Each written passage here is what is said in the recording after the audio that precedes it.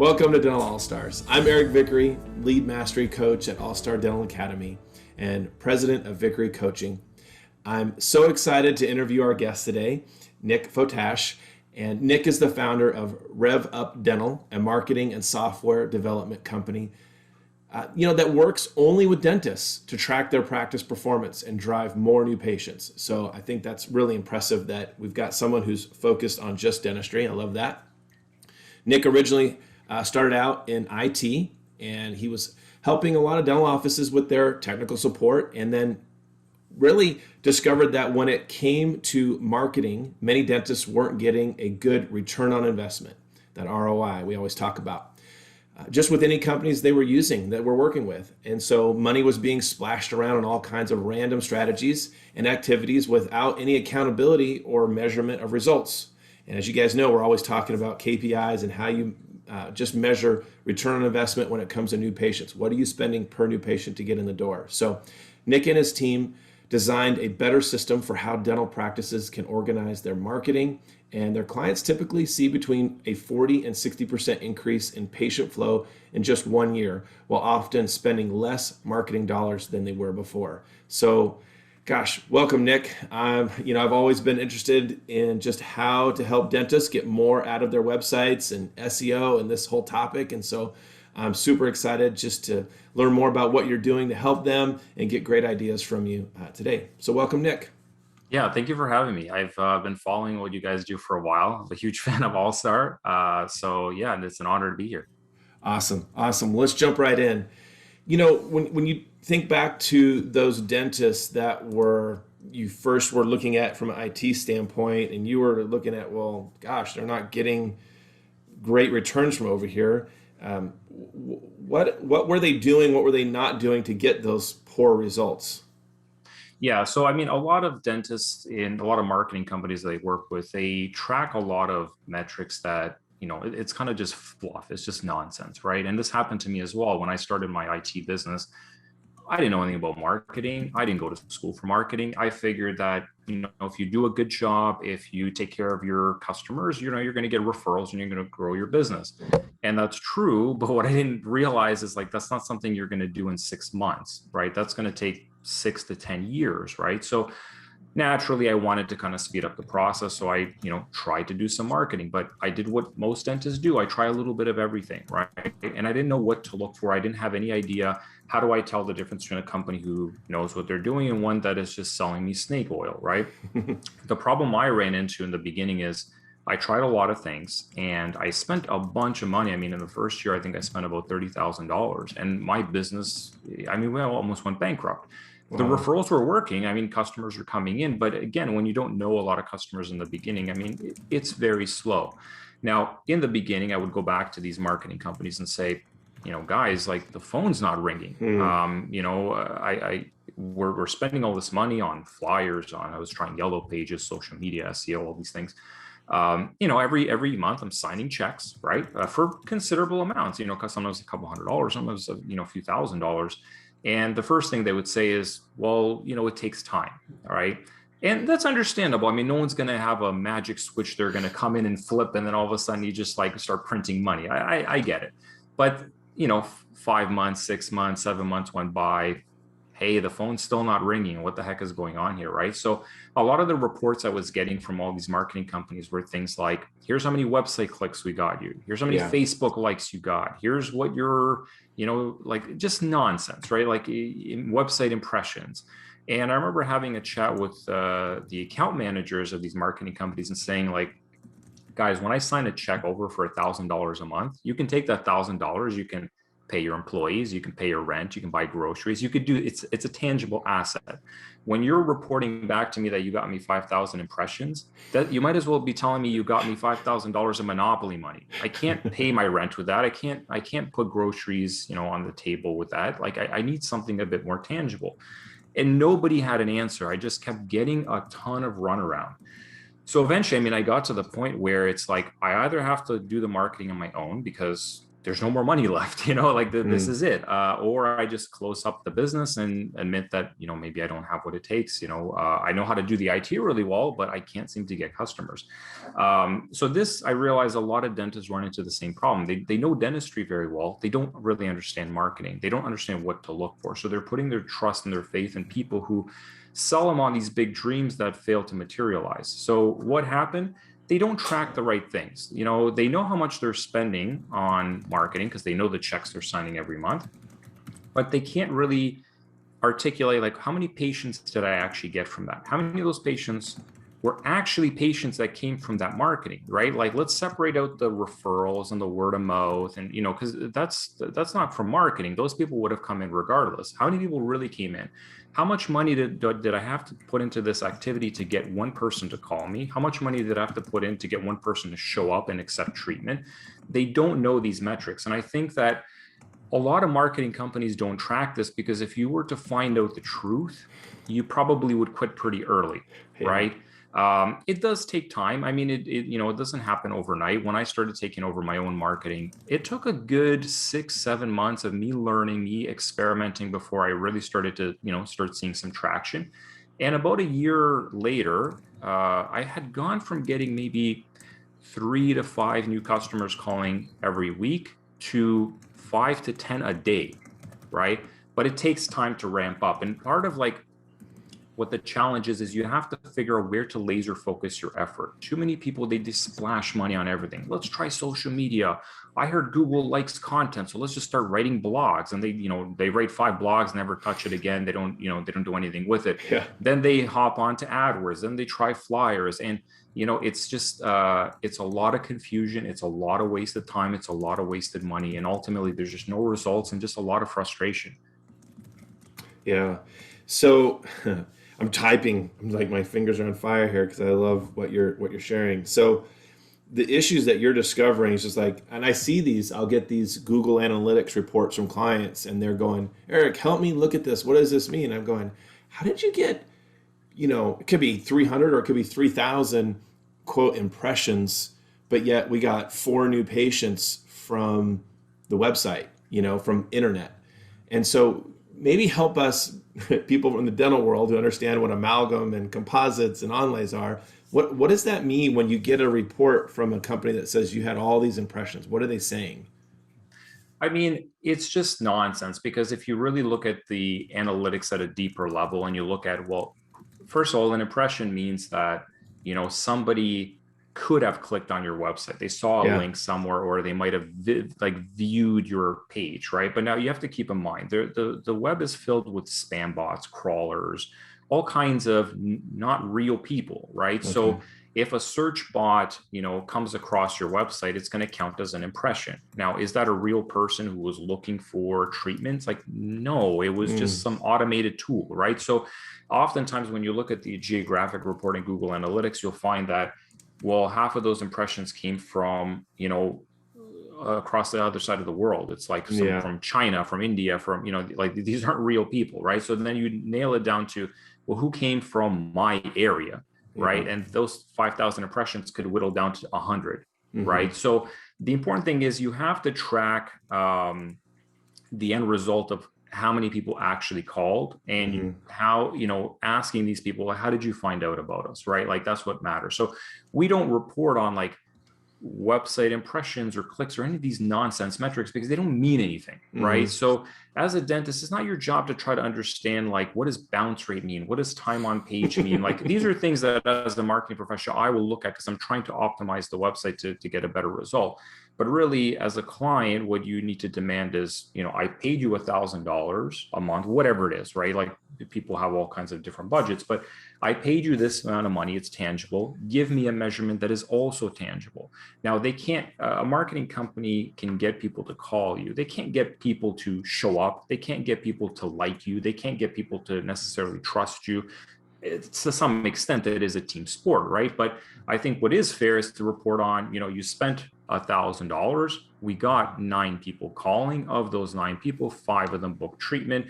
And of those 5 who booked treatment a year later, if we log into the patient management system, we can see that they spent an average of maybe $1,500 each, right? So we can work out towards an ROI.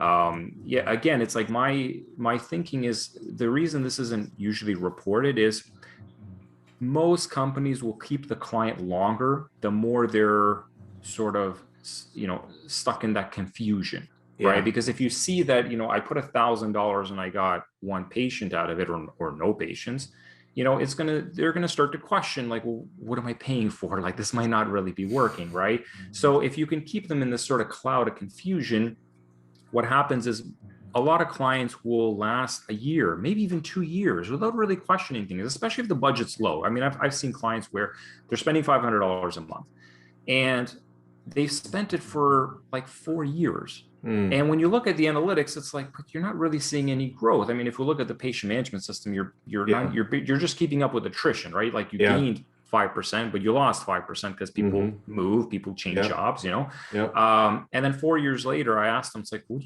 are you paying for here? Like, this doesn't make any sense. And they never question it because the bill's $500. But when you think about it, it's like, that's $24,000 that you've spent in those 4 years. That's actually quite a bit of money, right? Now, by the time that client leaves, it doesn't matter because they've already signed up another 10. And those 10 are going to stick around for a year, 2 years, 3 years. Some are a bit more diligent with looking at the numbers and the financials, but some aren't, right? So when those 10 leave, they've signed up 100, right? So it's important to really track that bottom line. And it's not your job as a dentist necessarily to do the calculation and prove that it's working. I mean, it's up to you to demand in the beginning. It's like, hey, if I give you $1,000, how are you going to prove that this actually worked? How are you going to measure it? How are you going to track it? When you start asking these questions, you'll see a lot of them don't have good answers for this.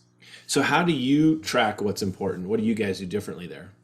So we realize, like, you have to listen to every phone call, and you also have to log into the patient management system. So just because somebody clicks a button on the website doesn't mean that they're a conversion, right? So a lot of the time, marketing companies will track how many people submitted the request an appointment form. Yeah. But they don't check, well, was this an actual patient or was it someone trying to sell me on SEO services?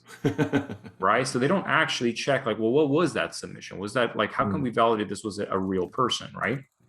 So that's the first thing. You need to, one, look through the submission request and see, like, does this look like a real person or is it spam? Now, the way we do it in our forms is if you were to request an appointment, you have to answer about like 30 questions. And most people, and even us included, originally we thought, if you ask too many questions, it's going to turn a lot of people off. You're making them jump through too many hoops. But we actually found it was the opposite. Our conversion rates doubled the more questions we asked. So we would say, okay, you're looking for an emergency appointment. Are you in pain? What kind of pain? When did it start? What happened? Do you have insurance? Who are you with? Have you been to a dentist before? When's the last time? Do you have any x-rays? So it's impossible for somebody who's a spammer to fill this out because it doesn't make sense. There's no field of like, give us a message. I mean, it takes you through a list of questions. So that's number one. But if did you say 30 questions? Is that what you said? Yeah, it asks more or less questions depending on how you've answered the previous one. So if you say, I'm in pain, well, we're going to ask, what kind of pain? How long have you had it? Are you taking any antibiotics or any medication? So it's fluid. So it could be like 20 to 30 questions usually.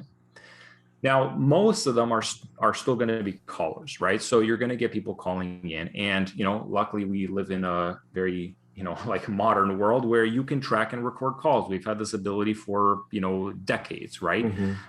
So the way we do it is like on all of our marketing on our websites, we use tracking numbers. So if you call that number, it rings to the office. Now, what you can do very easily is set up a call flow that says, thank you for calling ABC Dental. If you're a new patient, please press 1. If you're an existing patient, press 2.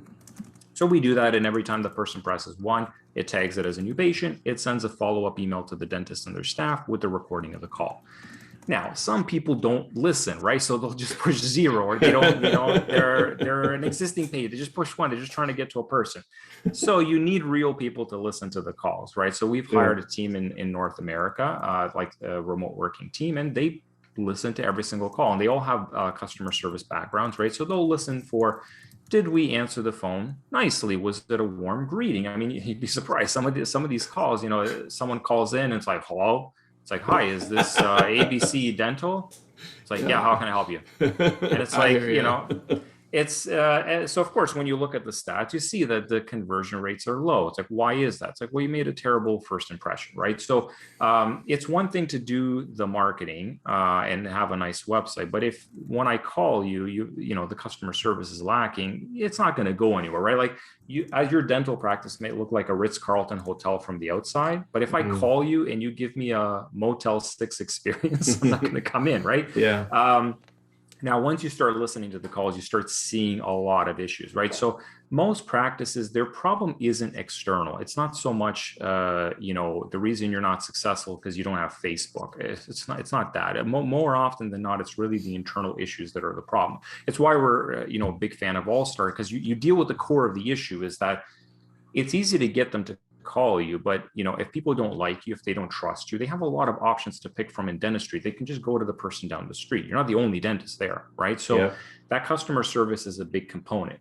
But when we listen to the calls, we ensure like who called, what were they calling about? Was it a new patient, existing patient? How did the call go? Did we secure the appointment? What did we do well? What didn't we do well? What can we do better, right?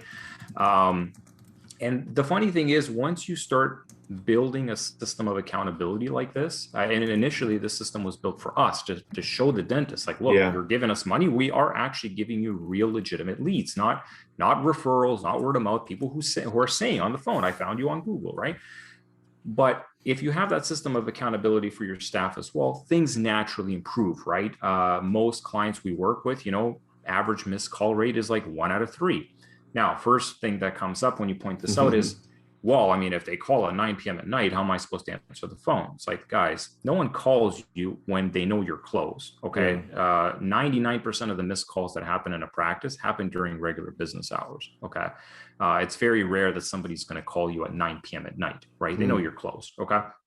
Now, what happens when you show them like, hey, 1 out of 3 calls, like imagine like I take your marketing budget and I take a third of it and just light it on fire. I mean, that's basically what you're doing, right? Like 1/3 of your calls don't even get answered. And that 1/3 is average. I mean, sometimes it's even higher than that.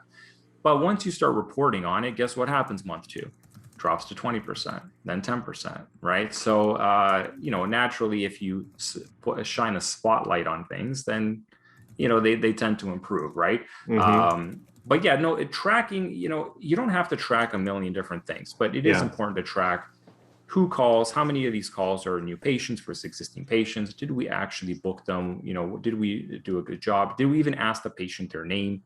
Like just basic little spot checks like that. And then once the staff know that you're paying attention, guess what? It improves. Yeah, accountability. And what you measure, you improve. We've heard that before. And accountability creates a great system for process. I mean, coaching, we use it. And it's exactly why in our KPI tracking and our coaching through KPI, we have a new patient tracker in there where we're tracking it by marketing source. So, I have some clients, it's like, well, how many new patients should I get for my website each month? And so the question I have for you is, what is the formula for return on investment? When you spend X dollars on SEO, how should that translate to number of new patients or case size, or how do you track that part? Yeah, so that's a great question. So basically what I look at is, what does it cost to acquire the patient, number one, right? Because how much you make off the patient is dependent on the practice. If you're attracting cosmetic cases versus, just general checkup and cleanings, hygiene, it's going to be different numbers. But in North America, generally what I've seen is most dentists will spend somewhere around $400 to $500 to acquire one new patient. Wow. Now, I've seen numbers quoted of, $100, $150 per patient. But in every one of these scenarios, like literally every one of them, when I've looked into it, it's like, well, what about the cost of the website? Oh, well, that was separate. What about the cost of the IT? What about the cost of the hosting? What about the money you spent on branding? What about, So they laser focus on, oh, I ran this campaign on Facebook and I got leads for $40. It's like, yeah, but what about the 6 campaigns you ran that didn't work out? Right? Like, let's add all that up, right? So generally when I've looked at it, and I've looked at this with dental accountants and dental brokers, because they generally, when they're doing a practice audit, they are very they'll really dig into the numbers and they'll look at the patient base. Across North America, most dentists are probably spending $400 to $500 to acquire a patient. Wow. Now, you have a couple other ways to acquire patients. You can buy charts, right? Like maybe there's a retiring dentist in the area, they want to sell their practice, but you're just buying the charts. This ranges depending on where you are in North America. For example, in Toronto, I mean, they're quite expensive. It's about $600 to $1,000 per patient chart. In other parts of the like US, for example, I've seen it, $200, $300, maybe $400 a chart. So that's one avenue. Problem there though is if you buy 1,000 charts, it's not like 1,000 people are showing up. Yeah. I mean, there's going to be an attrition there, right? Yeah. So the costs are actually a bit higher than that. Now, there's other options now like Open Care. Open Care is a really great service we recommend to a number of dentists because it helps fill in the schedule, right? So Open Care will incentivize patients to find a dentist using their service, and they usually get they give them like a coupon or something like that.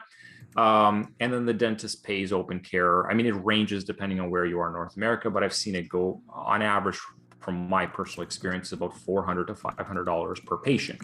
But the patient will show up, they will book treatment. If they don't, the Open Care will refund you that amount. Issue with that is you tend to get a lot of students, and the next time they need a dentist, they kind of look for another coupon, right? So not always the case, but this is kind of an issue with it. So for us, when we start with a client, generally speaking, in about the first 4 to 6 months, we're able to acquire patients for about $200 to $250 a patient all in. So our retainer, all their AdWords expenses, like everything, I count everything. Yeah. Now, as we start to figure out what kind of patients are in their area, what they're looking for, like some dentists want to really do Invisalign, and I have to sit down with them and say, like, look, it's you and 300 other people, and they're all spending a lot of money on this. It's not the best way to go about it because the cost per acquisition is very high. We should go after people looking for fillings, root canals, cleanings, because the customer acquisition cost is low. And then guess what? If they need Invisalign, they're going to go to who they like and who they trust. So it doesn't matter that they were looking for Invisalign. Just get them in for an appointment, impress them. They're going to go with you if they ever need anything more. So as we start to kind of fine tune it for their area, usually our cost per patient drops to maybe $100, $150. And a big part of that is improving the SEO, but a lot of it is improving their customer service. Honestly, it's just having that accountability, making sure that, most practices, they miss 1 out of 3 calls during business hours. Most practices only convert 1 out of 3 patients into a booked appointment. Now, when you start working with them on like, hey, introduce yourself properly, ask the patient their name, ask discovery questions, use a transition statement. So all the things that All Star teaches, and we tell them like, take this course because it's going to make a big difference for you. Then their conversion rate improves to 50, 60%. So what happens is now, you need, before I would send them 3 leads and they would get 1 booking. Now I send them 3 leads, they get 2, right? So that lowers our customer acquisition costs. A big part of it is reviews, reputation, testimonials, right? Like building a good name in the community. So you don't have to rely on constant marketing. I mean, our goal is to lower their costs every month, right? It actually works out in our favor too, because then it just becomes maintenance and routine, and it's easy for us to maintain. So our best clients, let's say after maybe 1.5 to 2 years of working with us, they'll usually acquire patients for maybe $40 to $70. Now, at that point, it kind of caps out. Like you're not going to go beyond that. Now, what is the ROI? Well, most dentists, looking at their patient management system, they will typically, in their first year with a patient, they'll do maybe $1,000 to $1,500 worth of treatment. Right? Like some are just come in for a checkup, but some need a full mouth reconstruction. So when you average out like hundreds of patients, it tends to be about $1,000 to $1,500. Most patients will typically stay with a practice for 7 to 10 years, give or take. Most of them will refer, 1, 2, 3 people over the course as a patient. So generally speaking, from what I've seen in our stats by logging into the patient management system of our clients, $1 invested tends to generate between $10 to $15 of production, right? And after about the first year, maybe closer to the second year, it could be like $1 would generate $20 to $30 of production. And it's not just because we're just amazing at marketing. A big part of it is that accountability system is helping them understand what's going on in their practice every day. Because the doctors in the operatory, they don't know what's going on at the front desk. I mean, we've got all kinds of silly calls. We had one Just recently, somebody called in, was a new patient. They called on a Friday. It was like 4:30 p.m. and his office closes at 5 o'clock. And he wants to book an appointment, and the receptionist tells him, "Oh, I already turned off my computer. Can you call us back on Monday?" Right? We've had cases where, somebody calls in for teeth whitening. So the doctor just bought the Zoom whitening system. He wants to promote it. He's very excited about it. So we start running ads. We start building all the campaigns. Somebody calls in and they ask, like, "Hi, do you guys do teeth whitening?" The receptionist says, "Yes, we do. Are you looking for teeth whitening?" It's like, "Yeah, that's why I called." I didn't call to order pizza. So yeah, and he asks, "Well, how does it work? Like, what's the difference between this and, Crest white strips? Like, what's the difference?" And she tells him, like, it's kind of the same thing. It's actually cheaper. Just go to Shoppers Drug Mart and get the Crest whitening strips, right? So when you show the dentist this, it's like, do you ever wonder maybe this is why you're getting 20 patients a month and not 40, right? It's not marketing, right? Because marketing fills in one piece of the puzzle, but there's a lot of steps that have to go right. And I think where the frustration is most marketing companies stop at step one. They say, "Hey, we did the job. We got you the website. Everything else, it's up to you." But the dentist, it's not realistic for the dentist to sit there and figure out the other 8 steps that have to happen, right? They're in the operatory. They need to be seeing patients. They don't have time to do this, right? So dentistry is challenging because most businesses, like as a business owner, you get to sit back, you get to run your business. But the dentist has to work in the business. You don't really have a lot of time to work on the business. You have to be in the operatory in a patient's mouth every day or you don't make any money. That's where we want them. So yeah. Those marketing solutions that would work well for other industries where the business owner does have time to look at the big picture and actually take care of step 2, 3, 4, 5, and the marketing company can do only step 1. That doesn't work in dental. Yeah. You kind of have to have a more, comprehensive sort of like a holistic solution for them. Yeah, absolutely. So you got me thinking about things too that I've seen just clients, just, hey, the website company wants me to do SEO. They want me to throw this much money at this type of ad. And you were mentioning Invisalign and things like that. So what do you think about Google AdWords and what's your professional opinion on it and how does it work? And people are like, I don't even know what happens. And me personally, if I see ad, when I'm doing a Google search, I'm less likely to click on that because I feel like, well, maybe they're just trying to force me to click on that. Maybe I need to scroll down further. So how's it work in dentistry and just shed some light on that for us. Yeah. So the first thing to keep in mind is that the way that you might go about making decisions or a dentist might go about making decisions does not represent how the general population actually does it. Right. Okay. So I'm along the same, I'm in the same boat. It's like, I don't necessarily would want to click on ad, but to be honest, it does work. Like people, they just want the convenience. It's like, hey, you're a dentist. I'm just going to check you out. So people are, less likely to click an ad. But here's the thing, if they don't click on it, if it's not a real opportunity, you don't pay anything. So It's not like you lost anything. It's different if you're sending out flyers and most of those flyers end up in the trash can, right? Here in our condo, we've got a gigantic recycling bin right in the mail room. Because what happens is people take their mail out and they don't even look at it. As soon as they see that it's just a flyer, it immediately goes in the garbage. So imagine you had the best way to understand AdWords without getting overly technical. Imagine you can send a flyer only to people who are looking for a dentist. Right now, let's say they pick up their mail and they don't even look at it. They chuck it in the garbage. That flyer didn't cost you anything. Even if they look at it for a second or two and they're like, nah, it's not for me. It also doesn't cost you anything. They only charge you for that flyer if they take it in their house and they actually, look at it seriously and check out the website. Right. So does it work? Yes, because most people that are looking for a dentist are just going to go online. Ideally, you would love to show up organically, right? So when you type in dentist near me, you're just like the first result on Google. But the reason you would want to run ads is you'd actually get multiple placements. So you could have the ad at the top. You could also be listed on the map. You could also be listed under the organic search results below that. So the reason we do it is you'd actually have 3 spots you would show up in and you would take over a lot of the real estate of the page. Now, the problem with SEO in the beginning is there is not, especially for most cities, there's nothing you're going to do. There's no magic code you're going to put into your website where in 3 months, you're going to be at the top of Google, right? This is the problem, right? Google, doesn't trust a lot of websites when you're dealing with medical topics, right? So as a dentist, they fall under a part of the algorithm called your money or your life, and this applies to any business or website that deals with financial information, nutrition, health, medicine, drugs, anything of that nature. Google doesn't want somebody to search for a problem and find some magic herbal cure from the jungles of Thailand that like some guy built a website last week about, right? Because it would be a huge PR disaster. It's like no one's going to trust Google if it recommends all kinds of junk. Gotcha. So when you search for medical things, what do you see come up? WebMD, Wikipedia, like trusted sources.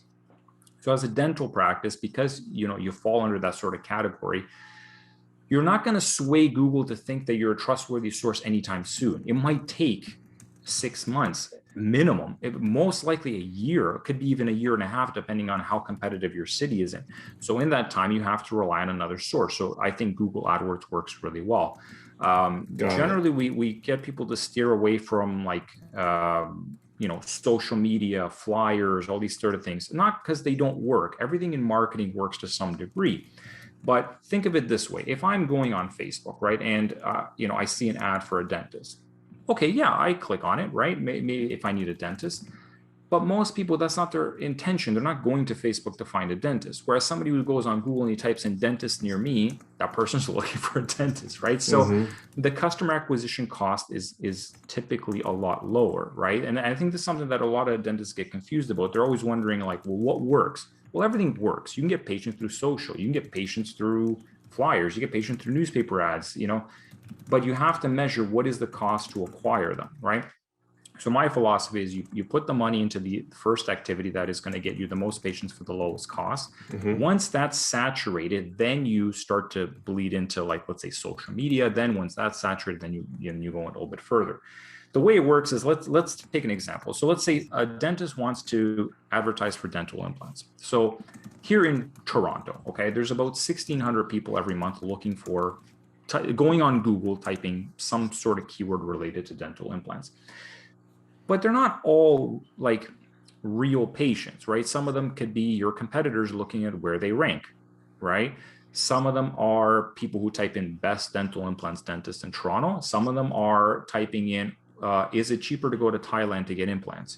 That person's not going to be a good lead, right? So of those 1,600 people, if you're only really taking the cream of the crop, the people who are real, they're like legitimately looking for implants, they're looking for quality. Of those 1,600, there might only be 100 people every month, right? So that's who we target first. Now, what if you want to get more? Well, your next sort of group of like what you target is maybe people looking for dental implants near me, right? They're not necessarily looking for quality. They're looking a little bit more for convenience, but hey, the acquisition cost is still pretty reasonable, right? So that might take you to, of those 1,600 people, you're not targeting 400 of them. Now, what if we need even more leads? Well, now you're getting into people that are price shopping, people that are typing in cheap dentist that does implants for free, things like that, right? So at that point, it makes sense if you still have budget left over to shift it into social, right? So you look at like, let's target people who, they're about to get married and, they might be interested in teeth whitening or people that are close to retirement, maybe they're interested in implants, right? So, you need to take this sort of methodical approach to how you target things. And this is what I see lacking is like when I worked in IT and I was looking at how they were targeting things, it's like if the person types in dental implants, we're spending money to reach that person. So, but hold on a second. If you look at the search term, they typed in, is there a dentist that does free implants in Toronto? It's like, that's not a lead. We spent $7 for that click. This person was never going to come in, right? So they use this shotgun approach of like, just, splash money and let's see what happens, right? And so you want to be more specific then is what you're saying. You got to really dig into it. The other problem with AdWords, which people don't understand, is the way the bidding system works is a little bit complex. You would naturally think, based on what people have learned from like Yellow Pages and all these old traditional companies, that the more you pay, the more you get, right? So like if you have 3 ads, right? Ad number 1, you would assume is paying the most amount of money. Ad number 2 pays the middle amount. The last ad pays the least amount. That is not how it works with Google. It could be quite often is the opposite. The guy who's at the top is actually paying the least amount of money. Wow. The second one is paying, a little bit more. The third one could be paying like twice as much as the first guy. And you think, why would that happen? Google doesn't care about what you're willing to spend. They care about the quality you're offering. So they're going to look at the ad, they're going to look at the website, and they're going to reward you if they think you're giving people a good experience. Because long term, they're thinking it doesn't matter that you're spending a lot of money if you're giving people a crappy experience, right? Mm. If you're not going to get results because your ads suck, right? No one's going to go to Google and click on ads because it's just bad quality. You're not helping me find what I'm looking for. So when like you stop getting people using Google, you're also not going to have any advertisers, right? So the way it works is I'll use a simple example. Imagine we're both running a dental practice. Okay, so you run an ad for under, like you're looking to get implant cases, so you're under dental implants in New York. You're running an ad. Now your ad is generic and it says, we do dentistry, come check us out, book an appointment today. My ad talks only about implants. In fact, if you searched all on four, I'm talking about we do all on four, here's how we do it, etc. When they click your ad, it just sends them to the homepage. When they click my ad, it not only sends to the implants page, it sends them to the all on four section. Google notices all that stuff. It's part of how they index your ads and determine the quality of the landing page, the ad, and the ad relevance to what the user's query is. So what could happen is my ad might be number one and I might be paying $2 a click, and you could be number three paying $8 a click. Wow. So people think, oh, the more I spend, the more I get. It's like, no, quality plays a huge, huge role into the performance of AdWords. So there's a lot of cases where we'll take over a campaign. The dentist is spending like $1,000 a month on AdWords, and we will get them twice as many clicks, and they're only spending $400. Wow. And more conversions, right? So it's complex. Like AdWords is it looks simple, but how you do it, yeah, how you do it plays such a huge role, because Google's thinking they don't care. You compete with on the same rules as if it was Coca-Cola. Like there's no the special treatment for anybody, right? They are going to evaluate how relevant are your ads, your landing pages, your quality, and how effective are they compared to everyone else. So if you have 100 dentists running AdWords, and for whatever reason Google sees that people click on your ads more, they spend a lot more time on your website, they convert more often. We don't know what you're doing, but we clearly can see that you're doing a better job than everyone else. Your costs drop. So it can drop significantly. Wow. So yeah, people try AdWords, they muck around with it, they do a pretty crappy job, and then they don't get results, and they assume, oh, AdWords sucks. Yeah. But all these things are just like tools, right? Imagine like I give you the same golf clubs Tiger Woods uses. You don't get good results, and you say, oh, it's the golf clubs that's the problem. It's like, it's not the golf club. It's the people behind the scenes who are doing the work is where you're going to get your results from. How talented are they? How intelligent are they? How hardworking and ambitious they are, right? So most of the time when I see dentists that are trying AdWords, I ask them, like, who did this for you? Oh, we hired someone to do it. Who is this person? We don't know. And it turns out, it's like the receptionist's cousin or the office manager's nephew. Oh, I get it. And, it's like, well, does this person specialize in AdWords? Like, no, I mean, they do photography, they do blogging, they do social, it's like, so why did you think this was going to get you good results? So, but they don't piece together. That's like, maybe it's the person doing it, right? They're like, no. AdWords just is terrible. We tried it. We never got results. It's like, guys, that's not how this works. So I'm just thinking, people listening to this, obviously, I mean, maybe some of them are, but there's going to be people listening to this that aren't working with you with RevUp. So, they're thinking, all right, I'm spending, $500 for my website and SEO, and I'm spending $300 on AdWords. What would you say to them about, how will they know that they need to work with you instead of whoever they're working with right now? Well, ultimately, it's like, are you seeing pretty tangible growth when you look at your patient management system reports, right? So the way we started to get a lot of traction is not even through dentists, is through accountants and brokers, because what would happen is they would do an audit of a practice, and they would see that, like, hey, you're growing, 5-10% every year, but you're also losing like 5% attrition. And then one year it would just jump up to like 60% growth. And a lot of these brokers thought, oh, you guys probably bought a list or something, right? Like somebody would retire. And they would tell them, like, no, we just started working with this company RevUp. And they would ask them, like, well, what do they do for you? It's like, I don't know, just website AdWords, a bunch of stuff. Now the brokers, having like worked with thousands of offices, they realize like, no, these aren't normal results. Okay, like yes, everyone does AdWords, everyone does social media, but like we don't see them this much growth that quickly. So we got called in to talk to a bunch of brokers, and they were really curious to figure out like, well, what are you guys doing exactly? And we explained how we track everything, how we the accountability system, how we measure the financials to see like, does it work or does it not work? Like, are we actually making ROI or not? And we were kind of surprised that they were surprised about this. It's like, isn't this how every other marketing company is like supposed to be doing it? In the beginning, I thought, well, I can afford really high-end companies. I mean, I was working people with like $300 a month here, $500 a month there. I figured like, surely if you can afford to spend $3,000 in a marketing agency, of course they would track these things for you. No, they don't. No, they don't.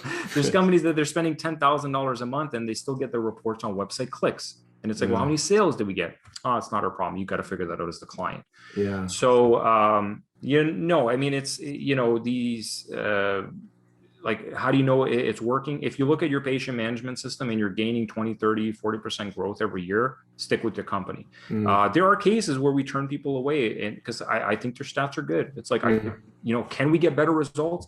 Yes, but not enough to justify the headache for you and I to go through transitioning. If the company you're working with is getting you 30, 40%, let's say I would get you 50, but is it worth the transition? No, it's not worth my time. And it's weird how they're always surprised about that. It's like, why would I take you on if I don't think I can deliver enough value? Like, you're going to cause more problems by switching to me because now I have to learn your business, whereas this company's worked with you for 2 years. Yeah. But in a lot of cases, I ask these clients is like, what do you get every month? Like, you sign a check for $1,000, $2,000. What do they send you back to prove that it's working? Yeah. And when I see a report on website clicks and bounce rate and impressions, it's like, it's not working. Yeah. It's why I put in the KPI tracker, to put it by marketing source and to actually put a line in that says, what do you spend per month on that marketing source? That tells us what the dollar for that patient is. And of course, we're listening to calls, we're grading them, we're making sure that their customer service level is high. Because if you can't convert, you're just, like you said, lighting a third of that money up in flames. So, what happens oftentimes is, a client will spend, let's say, $20,000 a year on marketing, right? And then they'll get 200 patients that year. And the marketing company says like, look, Dr. Jones, look how great of a job we're doing. We got you 200 patients, right? But if you look through the system of the referred by field, it's like, hold on a second. 80% of these are referrals. That has nothing to do with the marketing, right? And even if you track the referral source, where did that patient come from? That guy didn't come from marketing either. Yeah. So this is where you get to the, of those 200 patients, maybe 40 of them, okay, maybe 40 of them are actually from internet marketing. So when you take that $20,000 and divide that, it's like, that's how you get to that $400 to $500 to really acquire a patient. But yeah, it's like, in a lot of cases, companies will try to take credit for work. Like, it's nothing to do with them, right? Like, it's like, hold on a second. So we log into the patient management system. Like, I want to know for my benefit so I can sleep well at night that, like, no, you put in $1, it did make you $20. These patients, by the recording and your staff, have confirmed they came from Google, and this is how much money they spent. That's so important. I mean, I think sometimes doctors think, I'll just throw money at it and put my head in the sand and hope that it all turns out in the end. And why waste that kind of money? So is there a dollar amount you say, hey, you should be spending this much per month, or is it just based on practice by practice? It depends on sort of what your goals are. In the beginning, I know we can get patients, generally speaking, for about 200 to 250 per patient, right? So let's say the doctor is doing 15 new patients a month, and ideally they'd love to get to 20. I mean, that'd be pretty nice improvement, 25% improvement, right? So to get those 5 patients is going to cost me in the range of maybe $1,500. Now, a year later, I might be able to acquire those patients for $100 a patient, right? So that $1,500 would get them 15 patients a month extra. So yeah, like it depends on. Our retainers don't really fluctuate. Like, we have 3 packages that kind of work for most people, and it really depends on how competitive your area is. If you're in a small town with, like there's some dentists where they're in a town with one McDonald's, one Swiss Chalet, one Starbucks. Like you don't need $10,000 of marketing. You can get away with like $500, $700. But if you're in downtown Chicago, you're not making it. Like sometimes I tell dentists, like, don't spend $1,000 on marketing. Go on a vacation. I'm going to give you 5 books to read on the beach, and you're going to learn more with that $1,000 investment than you ever would with any marketing company, what they can do for $1,000. So it depends on the area. Now, what fluctuates is their ad spend. In the beginning, we try to figure out, is it making money? If I put in $1 into Google AdWords, does it translate into an ROI? Once we've proven that and it works well, it comes down to how busy do you want to be? How busy can you be? So if it's a 10 op practice, then they have a lot of spots to fill. So we're going to put more money into AdWords. But sometimes what happens is it might be a 4 op practice. They're already pretty busy. So we turn the AdWords off or we lower it. Other things that happen is like some dentists bring in specialists, like they'll have an endodontist that comes in twice a month. Well, I'm not going to run advertising if the person is not going to come in for 3 weeks, right? If someone needs a root canal, they're not going to wait 3 weeks. So those ads will stop, but then maybe a week before the endodontist comes in, then the ads will run. So there is some degree of customization that has to happen dependent on the practice, right? But it depends on their goals. I mean, generally speaking, if you're spending $300 a month on marketing or something like that, unless you're a really small town, I'd say you're better off just like investing that in some training, investing that in some incentives, take your team out for lunch, improve the morale of the practice, because that's probably going to do more than whatever $300 of SEO is going to buy you. Yeah. Yeah. I mean, when we do KPI, we look at that marketing budget and we're saying, hey, 3%, spending 3% doesn't seem like much. When you look at the dollar amount, if you're collecting $1 million practice, collecting $83,000, you're spending $2,400 a month on marketing, right? Nobody's typically anywhere near that budget. And so, I will say something. All of a sudden I'll find a client who's like spending $1,000 on radio, and we put that in that column, how many new patients come from radio. It's like one every other month. I'm going, oh my gosh, we're spending way too much money here. This ad sounds great, but maybe it ran its course. Maybe it worked for a while, but it's not working anymore, or maybe it's the wrong time or whatever. Transition your money somewhere else now. It's time to move it somewhere else. And so, I hear you. It's funny how just by looking at how the money is being effective, you really open your eyes, and sometimes people don't want to face that music and say, oh, it's not working. So, I mean, it is like a big leap of faith to, spend $3,000 a month on marketing, especially with a lot of dentists, because they've been burned before, right? So generally you run into this weird dynamic here.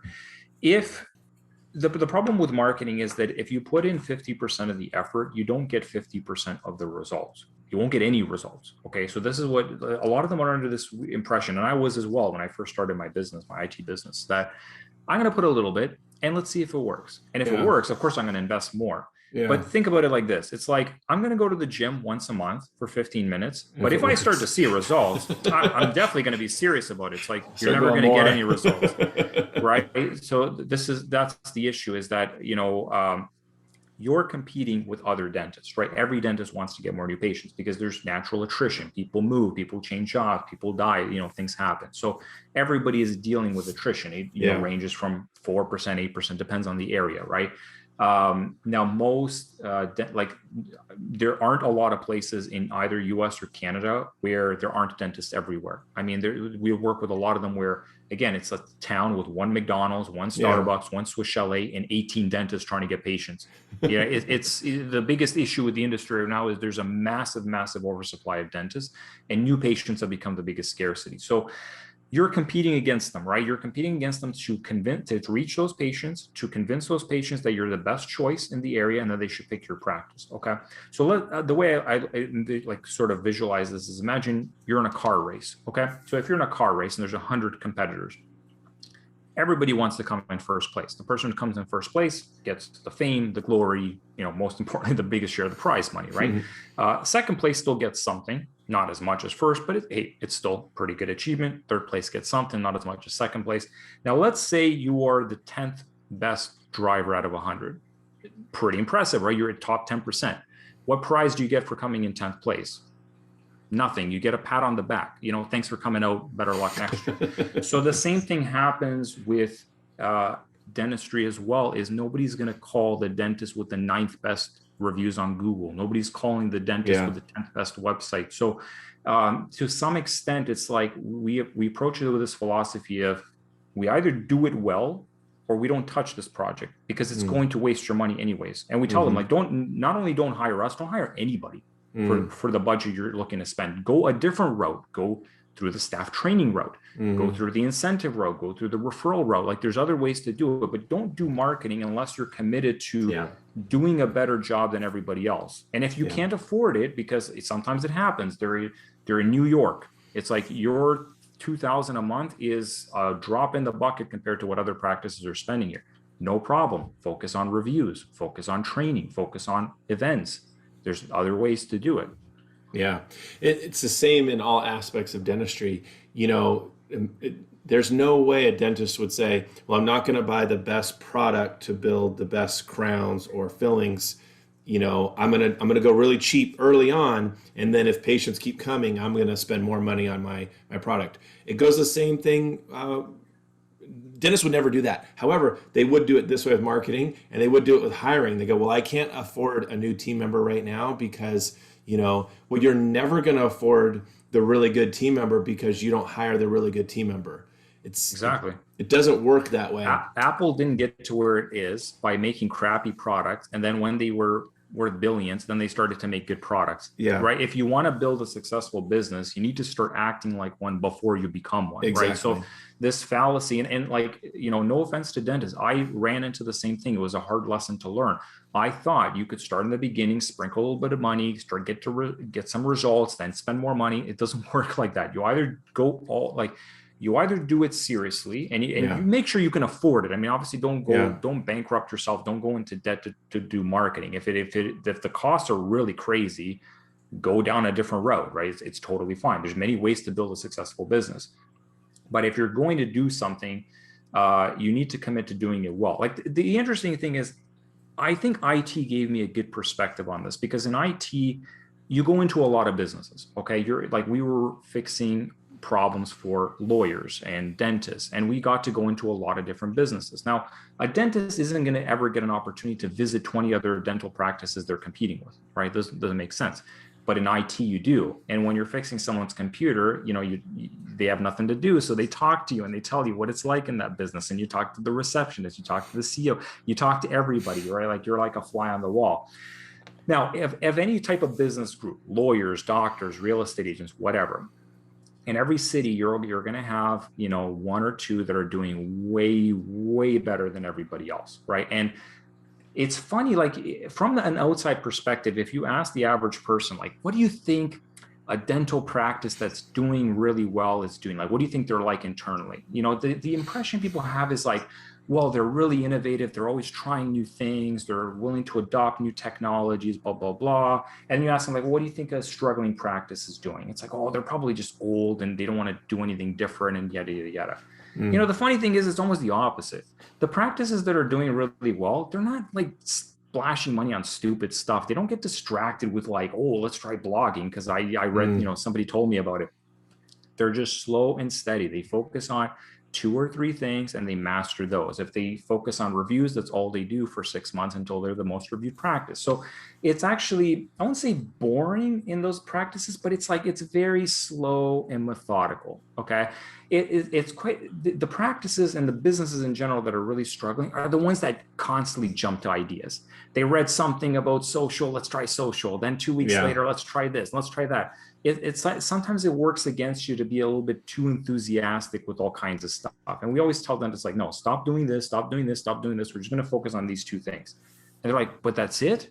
It's like, yeah, that's what it's going to take. You don't need a to-do list. You need a stop doing list. That's what's going to grow your business at this point. Cut some stuff out. Yeah, exactly. Well, Nick, this has been great. You and I are on the same page. I really love just talking with you. It's been a great fireside chat. I hope that a lot of dentists are hearing some important just ideas and concepts, and hopefully an awakening is happening where they realize, okay, I got to do this right. I hope so. Yeah. Yeah. What would you say for those that listening saying, hey, I need to reach out? Just shoot you an email or something? Yeah, if you go to revupdental.com, Yeah. there is a book a demo button, and we ask some questions about your practice. The only thing I have to say is I might have to apologize to people in advance. We only work with one dentist in each geographic Yeah. area. Yeah. So unfortunately, these days we do get quite a few calls, and we're actually working with somebody in that area already. So if this happens, I Yeah. apologize. We do have a YouTube channel as well. You can go on YouTube, search RevUp Dental. We share a lot of stuff, like here's how we do things, here's how we do the tracking, here's, if we believe this is something a receptionist could do or the dentist could do, sometimes we steer them that way and we say, hey, if you don't have the money to do this well with a company, you could do a lot of it yourself. Actually, I'm happy to show you how to do it, because who knows, maybe a year later you're going to grow your business and you're ready for us to take over. And so yeah, you can get a lot of value from checking out our YouTube channel. We post content there all the time. Beautiful. And of course, All Star can help you with KPI tracking too, and coaching, all the things that we always talk about. So if you're interested in that, send an email to Heather at allstardentalacademy.com. We're here to do the customer service side, the verbal skills, the case acceptance side. People like Nick are here to help you get the phones to ring and support you through that process. So thank you, Nick. Appreciate your time. It's been a pleasure. You always have just such a great amount of information when we do our mastermind groups and things like that. So thank you so much. No, absolutely. I hope this was useful to everyone, and thank you for the opportunity. It was. Thank you for those listening for joining us and taking the time to invest in yourself. Please share this podcast with your friends. There's a lot of people out there who need to hear this. So share this. Of course, be sure to subscribe to the channel.